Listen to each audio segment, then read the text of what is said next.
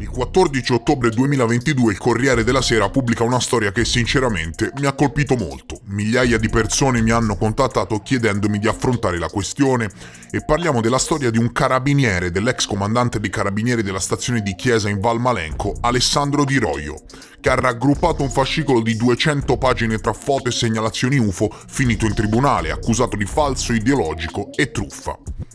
E perché? Perché secondo chi di dovere avrebbe truffato lo Stato per 80 euro netti per colpa di straordinari non giustificati. Ovviamente un cavillo per metterlo in cattiva luce dopo che era a tutti gli effetti diventato scomodo. Eppure, nonostante in quelle ore fosse a suo dire in servizio e non a caccia di UFO, in quel periodo gli avvistamenti erano quasi quotidiani e le persone terrorizzate si rivolgevano al carabiniere per segnalare gli UFO.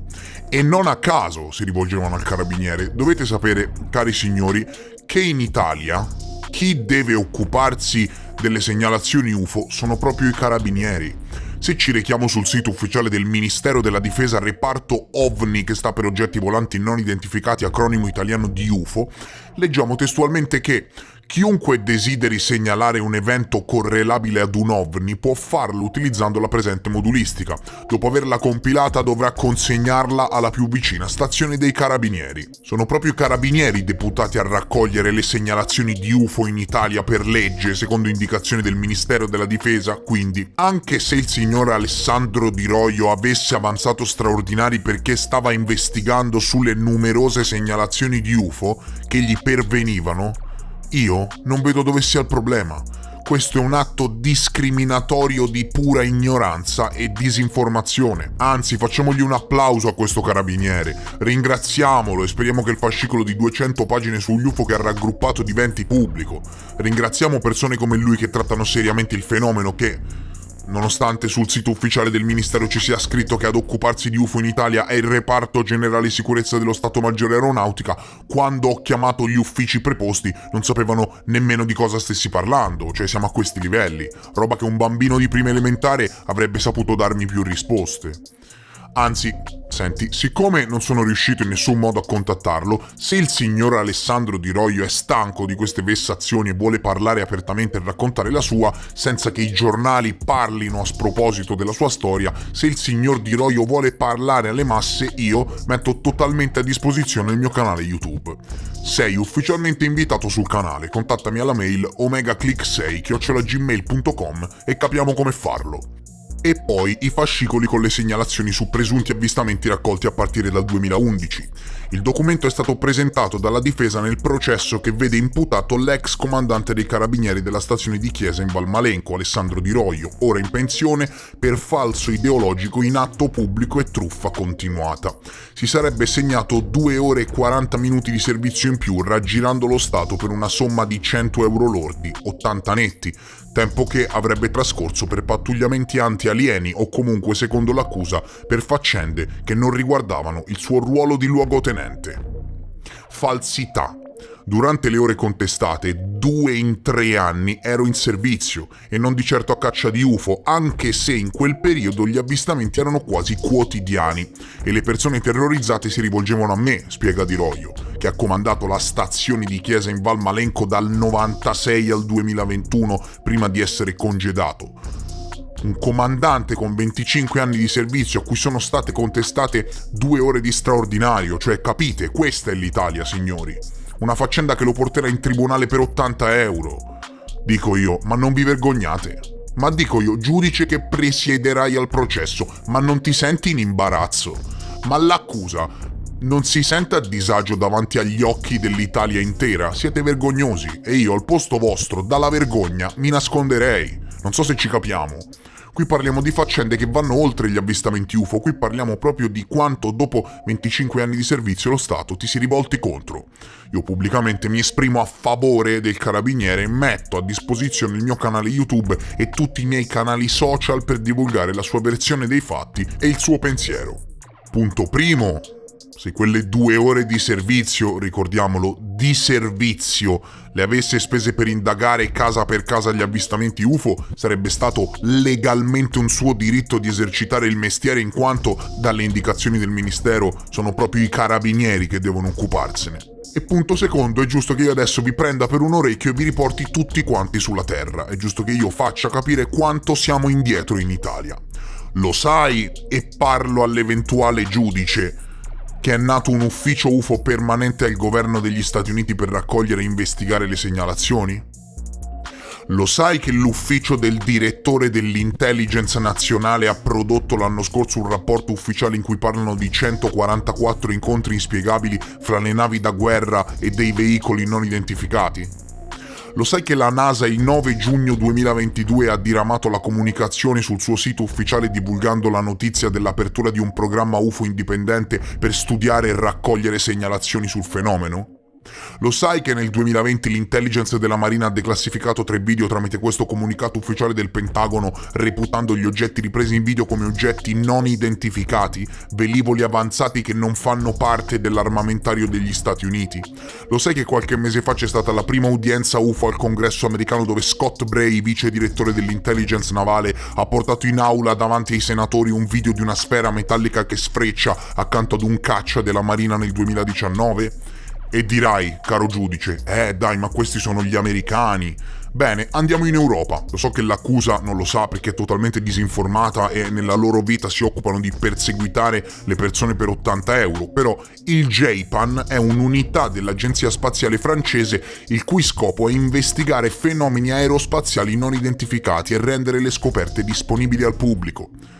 Cosa pensi, che al direttore del JPAN venga decurtato lo stipendio o gli vengano negati gli straordinari quando reputa di aver rilevato qualcosa di insolito? Mentre voi perseguitate un ufficiale che si è impegnato a fare il suo mestiere, perché a quanto pare dalle direttive del ministero raccogliere le segnalazioni UFO è il suo mestiere, in Francia, vi vorrei avvisare, in Francia, non in America, in Francia c'è un'unità dell'Agenzia Spaziale francese che si occupa di UFO e non solo, si occupa anche di oggetti spaziali non identificati. Guarda, questa è la presentazione in PowerPoint dello scienziato capo della NASA Thomas Zurbuchen, che ha parlato del programma UFO della NASA divulgando gli incarichi e il personale assegnato, e nella slide scrivono che la NASA ritiene che gli strumenti della scoperta scientifica sono potenti e si applicano allo studio degli UAP. La NASA incaricherà il team di fornire un rapporto indipendente che pubblicheremo successivamente. Il team di studio indipendente sarà presieduto dal dottor David Spergel, presidente della Fondazione Simmons, con il dottor Dan Evans in qualità di designato funzionario federale e segretario esecutivo. Ora, caro giudice, pensa che questi 2 eminenti scienziati della NASA vengano portati in tribunale se si aggiungono 2 ore di straordinario per $80 nel momento in cui debbano studiare gli UFO? Se ha qualcosa in contrario, vada da Bill Nelson, l'amministratore della NASA, e provi a dirgli qualcosa. Tra l'altro, anche il signor Nelson, fortissimo sostenitore e appassionato di ufologia. Vada da lui e vediamo che succede. Siete talmente indietro in questo paese fantoccio, che questo non è più un paese, questa è un'illusione di un paese, che esistono documenti di segnalazione UFO del 1967, di 50 anni fa, come questo fascicolo intestato alla Royal Canadian Mounted Police del Canada, che in modo onesto e ordinato prendevano le segnalazioni, e quindi le forze dell'ordine che in questo caso prendevano le segnalazioni, stilavano rapporti e comunicavano poi le segnalazioni agli enti governativi preposti, agli enti più alti. Questo è ciò che dovete imparare. Vi dirò di più, ve lo dico io quello che dovete fare, anzi quello che siete tenuti per legge a fare, perché mi sembra di vedere che al ministero, almeno quando chiama io, nessuno ne capiva niente. Allora, fateglielo vedere questo video al giudice, così magari si rende conto di quanto le accuse nei confronti del signor Di Roio siano infondate. Questo è l'emendamento Gillibrand, firmato dal presidente degli Stati Uniti insieme a tutto l'Intelligence Authorization Act per l'anno fiscale 2021, che impone tutte le direttive per il nuovo ufficio UFO al governo americano e fra le righe scrivono che si dovranno coordinare con gli alleati e i partner degli Stati Uniti a seconda dei casi per migliorare e valutare la natura e la portata dei fenomeni aerei non identificati. Siccome voi a livello europeo, essendo un paese NATO, alleato degli Stati Uniti, dovete adempiere a tali richieste e vi dovete allineare con la ricerca in questo campo, e questo sin dal progetto Blue Book, quando passavate queste medesime carte alla base aerea di Wright-Patterson perché eravate obbligati a segnalare gli UFO a chi se ne occupava negli Stati Uniti, vorrei sapere in che modo vi allineate ad un paese che sugli emendamenti ufficiali del governo scrive di effetti mentali e biologici da incontro UFO sui propri militari, quando qui nel nostro paese stiamo processando un carabiniere perché raccoglieva le segnalazioni. Dico io, ma ormai no, ma con la rete di internet, con questo mondo multipolare che corre veloce, con le informazioni accessibili da chiunque, ma davvero non vi rendete conto di essere ancora nel Paleolitico? Siete obsoleti, ecco la verità. L'ex comandante Alessandro Di Roio, accusato di falso ideologico e truffa, ha portato in tribunale un dossier di 200 pagine con decine di scatti che immortalano oggetti volanti non identificati. E invece di promuovere la trasparenza in questo senso e cogliere l'occasione per sviluppare una struttura interna che faciliti la segnalazione e la divulgazione al pubblico degli avvistamenti, allineandosi con le politiche di tutto il resto del mondo, questi cosa fanno? Lo processano per 80 euro. Ora, che dire, rinnovo il mio invito sul canale all'ex comandante Di Roio. Contattami per email che ne parliamo. Nato a Caracas da genitori italiani, padre di 9 figli, 58 anni, arruolatosi nell'arma quando ne doveva ancora compiere 18, encomi, onoreficenze e una carriera specchiata fino all'arrivo degli extraterrestri. L'anno è il 2011. I cittadini hanno iniziato a presentarsi in caserma descrivendo sfere di luce pulsanti, oggetti volanti non identificati e fenomeni paranormali, continua Di Roio. Io non facevo altro che compilare l'apposito modulo e inoltrare la segnalazione. 5 quelle arrivate agli uffici superiori, ma ne ho raccolte complessivamente 26. E aveva continuato anche quando dai vertici sarebbe arrivato l'ordine di mettere un freno alle pratiche. Non poteva farlo, sarebbe stata omissione di atti d'ufficio, precisa il suo legale, l'avvocato Marco Della Luna. Ed è stato a questo punto che il mio assistito è diventato scomodo, tanto che sono iniziate nei suoi confronti una serie di contestazioni, compresi gli 80 euro dei pattugliamenti che, secondo l'accusa, si sarebbe segnato indebitamente. Per quanto sembri assurda, signori, la contestazione degli 80 euro, sono giunti alla conclusione che un personaggio trasparente e onesto come lui era scomodo. Perché, capito, un carabiniere che segnala gli UFO ogni volta che un onesto cittadino che paga le tasse fa una segnalazione è scomodo. Allora, io mi appello all'ex comandante Di Roio come ai suoi avvocati: continuate e fatevi valere, perché questa cosa non si può proprio sentire. Inoltre, se avete bisogno per divulgare eventuali sviluppi, avete il completo supporto del mio canale YouTube e di una community di 211.000 persone coese che si ramifica in ogni ceto sociale. Metto a disposizione la mia mail omegaclick6@gmail.com e per ogni eventuale chiarimento rimango a disposizione. Signor Di Roio, io e l'intera community di appassionati in Italia la aspettiamo sul canale per parlarci in prima persona degli avvenimenti. Che dire, grazie di cuore per essere stati con me e l'unica parola che mi viene in mente per concludere è questa: vergogna.